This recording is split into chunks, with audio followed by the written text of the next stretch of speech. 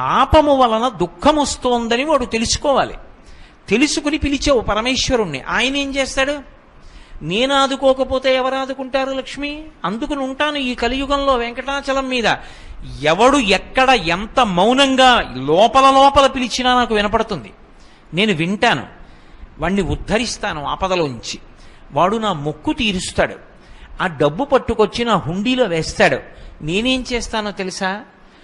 పరమధర్మాత్ముడు నన్ను చూడకుండా ఉండలేక, నాన్నగారిని చూడకుండా ఉండలేక వచ్చినటువంటి కొడుకులా నన్ను చూడకుండా ఉండలేక వచ్చినటువంటి వాడు ఉంటాడే, వాడు వేసినటువంటి ద్రవ్యంలో అటువంటి పరమ ధర్మాత్ములైన వారు వేసిన డబ్బుని తీసుకుని జేబులో పెట్టుకుంటాను ఖర్చుకి.